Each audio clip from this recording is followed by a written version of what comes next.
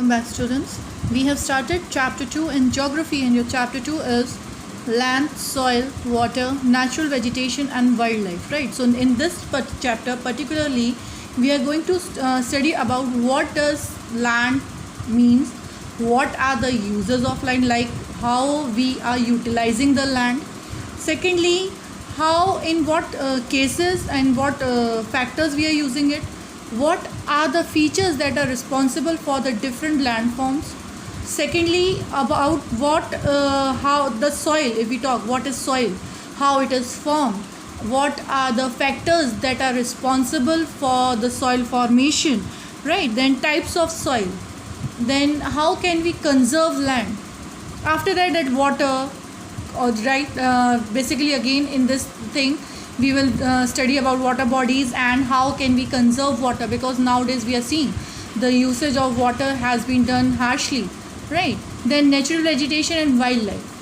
So what are the precautions taken by the government for your wildlife, right? So there are like different animals which are at the age of extinct, so to protect them. So this is basically what we are going to study in the particular chapter. We have already started with the topic that is land. Just a quick summary I will give you what we have done in the previous class. We have done about land, that land, it is a natural resource and it covers 30% of total area of the earth's surface, right? Then on land, uneven distribution of population is done. Yes, because it is because of the climate and the land division that has been done. Then we studied about uninhabited land. Uninhabited land means it is also a resource like mountains. Basically, children, in mountains you will be seeing a very small amount of population is there, right? And in some places there are not. Then we studied about how does land helps us, in what ways the land is helping us. So there were few points. Those were: it supports the forest, it helps in agriculture, it supports the economic activities also, right? Economic activities, if I talk about what does economic activities mean. Economic activities means like the industrial areas that we are making, industries, the factories, the mills that we are making, the amusement parks, you can say, through which economic has been earned by the people, right?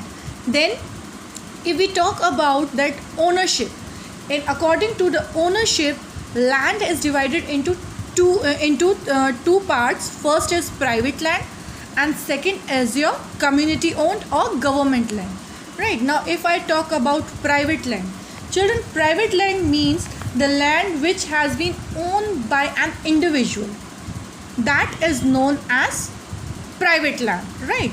And if we talk about community owned, that means it is a land which is owned by for common uses, like for collection of fruits or some medicinal herbs. So the land which has been used for commercial purposes, we are calling it as a community land, right?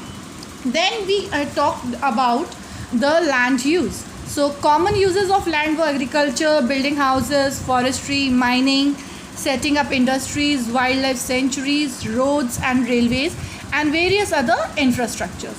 After that, what we have gone is the extent to which we are using the land is depending upon the various factors. Now what are the factors on which the land depends, right? The first is the soil type. What kind of soil is there on that particular land. Second, what is the climatic condition of that area. Topography, proximity of to water body, that means how near or far that land is from water. Then availability of minerals and industrial advancement and mining activities, right? So there are different ways, because everywhere we are not going to get mines, or everywhere at every land we can't make the industries, right? So these were the things which we did in the previous class. Children, in today's class we are going to study about the conservation, how we can conserve the land. If you can say what are the factors that are helping it to do it, right? So if we talk about, like we know that today Firstly, the most important thing is that the demands of people are increasing.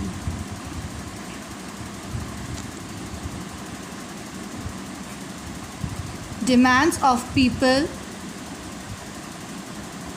are growing up, right? So now what does this means? That demand means like people want to construct complexes, construct many activities, like you can say shops, houses, buildings.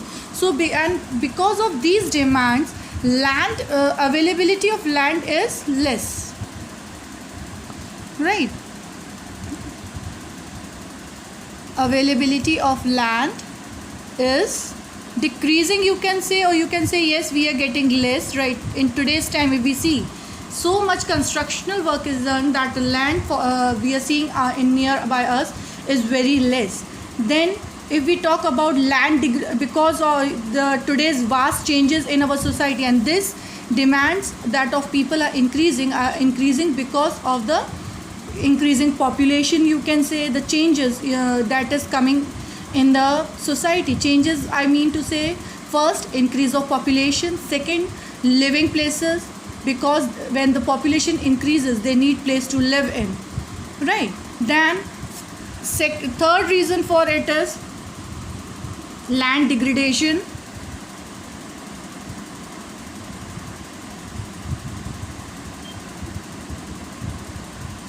Then is your landslides, soil erosion,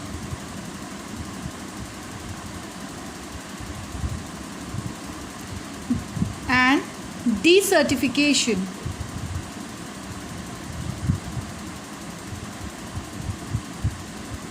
Right, desertification. These are the major important threats. Are the threats to the environment. These are the threats to the environment.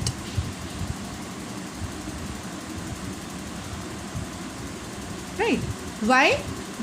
And these all points, that is your land degradation, your landslides, soil erosion, desertification, why are they threats to the environment? Because of the expansion of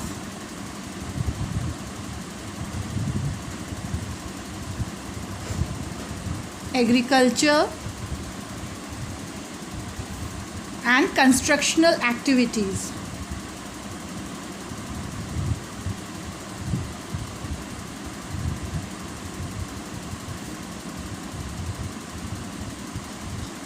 Right. So if I talk about that, why nowadays if we are not getting proper land, or if the landslides are going on, soil erosion is done, so why are these are the most important threats to the environment? And why they are the threats to the environment? Because of the increase in the population, the expansion of agriculture has been increased. Secondly, the constructional sites are also increased because people need big place to live on, right? And if they have to plant their industries for their earning. So that is why these four things are a biggest threat to the environment. Next topic today that we will be covering is your conservation of land resource.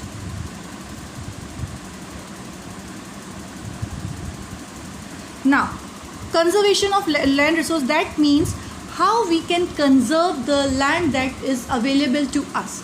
So for that, first is,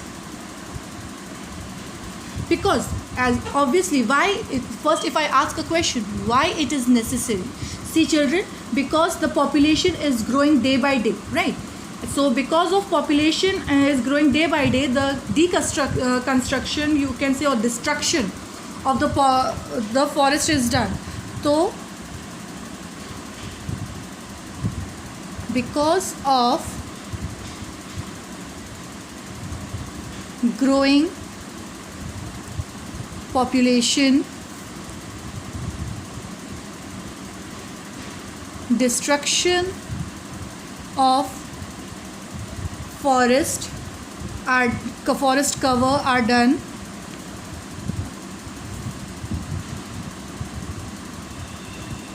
Right, so because of this, what happens, there is a fear because of so due to this,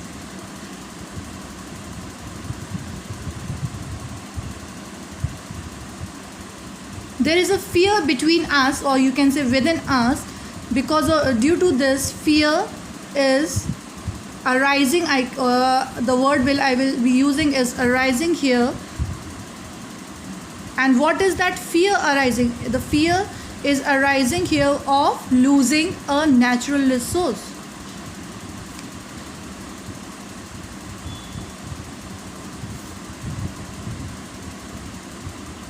Right, losing a natural resource. So for getting away from this, or you can say overcome it, what we should do to overcome these kind of things of like the conservation, the destruction of forests. So what are the things that we have to do? What we have to do is, we have to do like afforestation is the first thing that we have to do. Right, second is your land reclamation. Then we have to regulate the pesticides or the chemicals we are using. We have to regulate chemical, pesticides and fertilizers.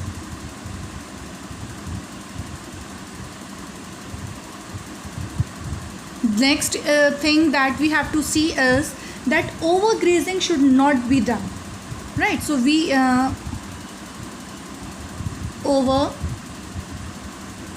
overgrazing should not be done. Right, so these are few common methods through which the land resource can be conserved. Right, children, so tomorrow we will be doing a new topic, and that topic will be soil. Till then, stay safe.